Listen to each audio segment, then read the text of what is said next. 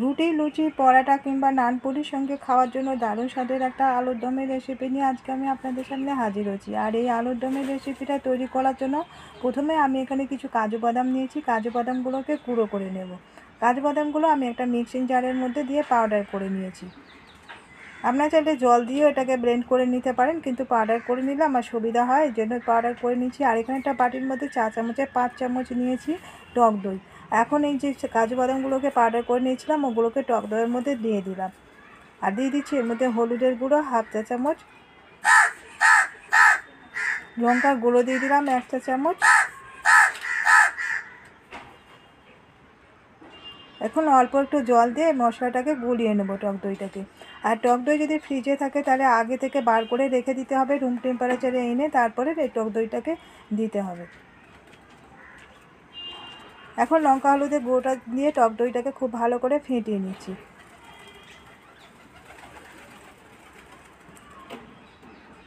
টক দইটা ফেটানো হয়ে গেছে। এখন আমি একটা গ্যাসে কড়াই বসিয়ে দিয়েছি, এর মধ্যে দিয়ে দিয়েছি কিছুটা রিফাইন্ড তেল। এর মধ্যে আমি কিছুটা দিয়ে দিলাম ক্যাপসিকামগুলো একটু বড় বড় টুকরো করে কেটেছিলাম। ক্যাপসিকামগুলোকে আমি ভাজা করে নেব। জাস্ট 1 সেকেন্ড এটাকে নাড়াচাড়া করে উঠিয়ে নেব। আমি একটা বড় ক্যাপসিকামের 4 ভাগের 1 ভাগ ক্যাপসিকাম নিয়েছিলাম, নিয়ে এটাকে প্রথমে ভাজা করে উঠিয়ে নিচ্ছি। এখন ওই তেলের মধ্যে আবার দিয়ে দিলাম একটা টমেটো, বড় বড় টুকরো করে কেটে নিয়েছিলাম। টমেটোটাকেও ভাজা করে নিচ্ছি। টমেটোটাকে 2-1 সেকেন্ড নাড়াচাড়া করে এটাকে তুলে নেব।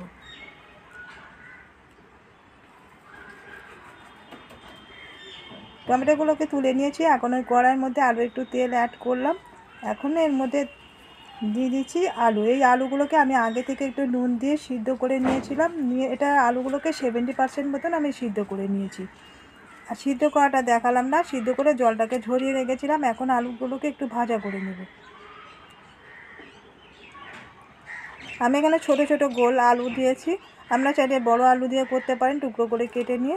এখন আলুগুলো ভেজে নেওয়া হয়ে গেছে, আলুগুলোকে তুলে নিচ্ছি। এখন ওই কড়াইয়ের মধ্যে আরও কিছুটা তেল অ্যাড করে দিলাম। আর আমি এখানে দিয়ে দিলাম, এটা রিফাইন তেলে করছি, কিছুটা দিয়ে দিলাম সাদা জিরে ফোড়ন, দিয়ে দিলাম 1/4 টিস্পুন। দিয়ে দিচ্ছি এর মধ্যে পেঁয়াজ কুচানো, এটা বড় সাইজের পেঁয়াজ, ছোট ছোট টুকরো করে কেটে রেখেছিলাম। পেঁয়াজ কুচিটাকে একটু ভাজা করে নেব। আপনারা যদি নিরামিষ করতে চান সেক্ষেত্রে পেঁয়াজটাকে বাদ দিতে পারেন, পেঁয়াজ ছাড়াও আলুর দমটা করতে পারেন। এর মধ্যে দিয়ে দিচ্ছি আদা বাটা 1/2 চা চামচ। আদাটাকে পেঁয়াজের সঙ্গে একটু ভাজা করে নেব। এখন যে টক দইয়ের সঙ্গে লঙ্কা হলুদের গুঁড়োটাকে মিশিয়ে রেখেছিলাম সেই টক দইটাকে দিয়ে দিলাম। দেওয়ার আগে আমি গ্যাসটাকে একদম লোতে করে দিয়েছিলাম। আর এই টক দইয়ের সঙ্গে এরকম মশলাটাকে মিশিয়ে নিয়ে দিলে টক দইটা ফেটে যাওয়ার চান্স থাকে না।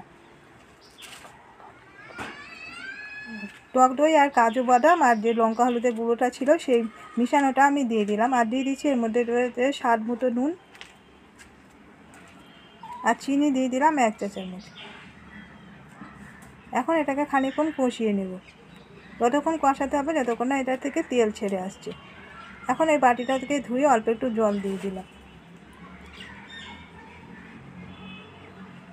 মশলাটা কষাতে কষাতে যখন এটা থেকে তেলগুলো ছেড়ে আসবে মশলা থেকে, তখন এই ভেজে রাখা আলুগুলোকে দিয়ে দেবো। এখন এর থেকে ভেজে রেখে যে আলুগুলোকে তুলে রেখেছিলাম সেই ভেজে রাখা আলুগুলোকে দিয়ে দিচ্ছি। আলুগুলো মশলার সঙ্গে খানিকক্ষণ কষিয়ে নেব।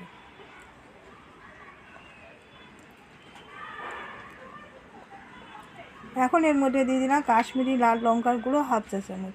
কাশ্মীরি লাল লঙ্কার গুঁড়োটা দিলে সুন্দর একটা কালার আসে, এটাতে ঝাল হবে না। বন্ধুরা, আজকের ভিডিওটা ভালো লেগে থাকলে একটা লাইক দিয়ে দেওয়ার রিকোয়েস্ট করলো। নতুন বন্ধুদের কাছে রিকোয়েস্ট করছি প্লিজ আমাদের চ্যানেলটিকে সাবস্ক্রাইব করে দেওয়ার জন্য। এর মধ্যে এবারে আমি কিছুটা আরও জল অ্যাড করে দিলাম। এখন যে টমেটো আর ক্যাপসিকামগুলোকে ভেজে তুলে রেখেছিলাম সেই টমেটো আর ক্যাপসিকামগুলোকে দিয়ে দিচ্ছি।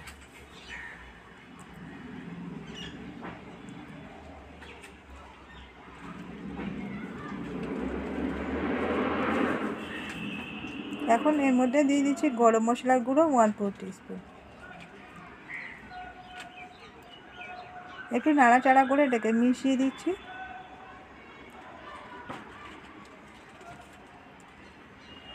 এখন এটাকে ঢাকা দিয়ে খানিকক্ষণ সিদ্ধ হতে দেবো। কিছুক্ষণ বাদে ঢাকাটাকে খুলে একবার নেড়ে দিচ্ছি। এই সময় চেক করে নিতে হবে আলুটা হয়ে গেছে কিনা। আলুগুলো আমার যেহেতু সিদ্ধ করা ছিল, তারপরে আবার কষানো কষাতে হয়ে গেছে আলুর দমটা। এবারে আমি নামিয়ে নেব। তৈরি হয়ে গেছে টক দই দিয়ে তৈরি টক দই কাজু বাদাম দিয়ে আলুর দম। আর এই আলুর দমের রেসিপিটা একবার বানিয়ে দেখবেন, এভাবে খেতে কিন্তু অসাধারণ হয়। আর আজকের রেসিপিটা কেমন লাগলো কমেন্ট করে জানাতে ভুলবেন না। ভালো লাগলে একটা লাইক দিয়ে দেবেন, শেয়ার করে দেবেন, এবার সাবস্ক্রাইব করে রাখার রিকোয়েস্ট করছি নতুন বন্ধুদের কাছে। আর আমি এই আলুর দমটা লুচির সঙ্গে সার্ভ করলাম।